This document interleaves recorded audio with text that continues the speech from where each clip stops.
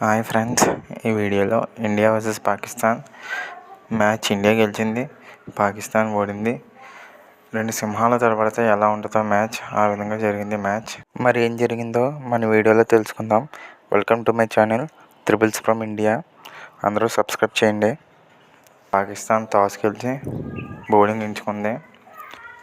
And Kohli, Rohit Sharma as యూజువల్గా open చేశారు. Shaheen Afridi runs ఇచ్చాడు. ఫస్ట్ ఓవర్ ఒక పికప్ షాట్ అయితే ఆడాడు రోహిత్ శర్మ. షాట్ అయితే చాలా బాగుంది. అది జస్ట్ పేస్ యూస్ చేసి కొట్టాడు. అండ్ యూజువల్గా ఇలాంటి షాట్లు మనం కేఎల్ రాహుల్ నుంచి చూస్తూ ఉంటాం. తర్వాత వర్షం వచ్చింది. తర్వాత first ball Nazeem Shah open చేశాడు. ఫస్ట్ బాల్ కోహ్లీ అన్నది కవర్ డ్రైవ్ ఆడాడు. బాల్ని రానిచ్చి కవర్ డ్రైవ్ ఆడాడు. షాట్ అన్నది చాలా బాగుంది. అది ట్రేడ్ మార్క్ షాట్. అండ్ ఆ ఓవర్లోనే కోహ్లీ అవుట్ ఆఫ్ రీచ్ బాల్ని కొట్టే ప్రయత్నం చేశాడు. స్ట్రైట్ పాయింట్కి క్యాచ్ ఇచ్చాడు. అన్నట్లయితే షైన్ ఎఫ్రిడీ బౌలింగ్ వేశాడు రోహిత్ శర్మకి. తను ఆన్ టు ది ప్యాచ్ వేశాడు బాల్. అది కొట్టే ప్రయత్నం చేశాడు రోహిత్ శర్మ. పేస్ చూస్ చేసి కొడదాం అనుకున్నాడు, బట్ డిస్టెన్స్ కవర్ అవ్వలేదు. తర్వాత ఇక్కడ ఒక మంచి డిసిషన్ తీసుకున్నారు, అక్షర్ పటేల్ని దింపడం అన్నది. వికెట్లు పడినప్పుడు యాంకరింగ్ ఆడే ఇన్నింగ్స్ ఉండాలి. Axar Patel that kind of batsmen. తనైతే తన ఇచ్చిన బాధ్యత అయితే తను నిర్వహించాడు. వీళ్ళిద్దరి మధ్య కొద్దిగా పార్ట్నర్షిప్ జరిగింది, పంత్ అండ్ అక్షర్ పటేల్ మధ్య. పంత్ అయితే రకరకాలుగా ప్రయత్నం చేశాడు. స్పిన్ అగెనెస్ట్గా ఇఫ్తిఖార్ వేసిన బౌలింగ్లో రివర్స్ స్కూప్ ఆడే ప్రయత్నం చేశాడు. పదే షాట్ అన్నది రిపీట్ చేశాడు. బాగా లక్ కలిసి వచ్చింది. ఒక మొహమ్మద్ అమీర్ వేసినప్పుడు ఫస్ట్ సిప్లో ఇఫ్తిఖార్ అహ్మద్ క్యాచ్ డ్రాప్ కావచ్చు, ఉస్మాన్ ఖాన్ క్యాచ్ డ్రాప్ కావచ్చు. ఇలా చాలా లైఫ్లు వచ్చినాయి తనకి. తర్వాత అక్షర్ పటేల్ షైన్ ఎఫ్రిడీ బౌలింగ్ 6-4 యూజ్ చేశాడు. పేస్ యూజ్ చేసి బ్యాక్ 6 కొట్టాడు. నజీం షా బౌలింగ్లో డౌన్ ద పిచ్ వచ్చి కొట్టే ప్రయత్నం చేశాడు. బాల్ అన్నది డిప్ అయింది.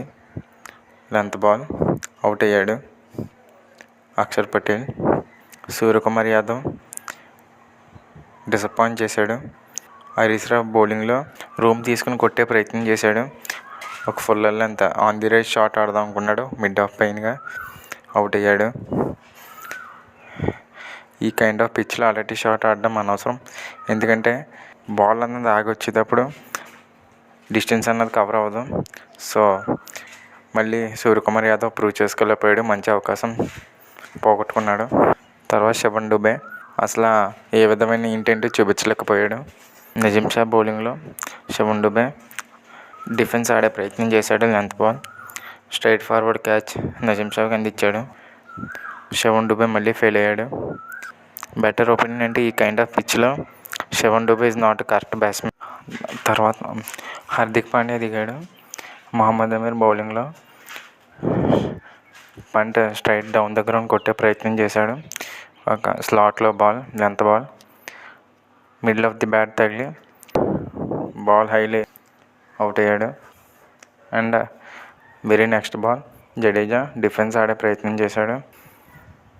కవర్లో ఫీల్డర్కి క్యాచ్ ఇచ్చాడు, తను కూడా అవుట్ అయ్యాడు. అండ్ హర్షదీప్ సింగ్ దిగాడు. హార్దిక్ పాండ్యా కొట్టే ప్రయత్నం చేశాడు. హరీష్ రావు బౌలింగ్లో ఇఫ్తిఖార్ అహ్మద్కి క్యాచ్ ఇచ్చాడు.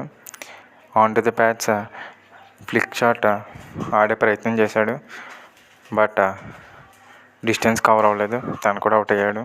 చేసింగ్ దిగిన పాకిస్తాన్ చాలా కేర్ఫుల్గా ఆడే ప్రయత్నం చేశారు. రన్నే బాల్ కొట్టే ప్రయత్నం చేశారు. రన్స్ వచ్చినాయి.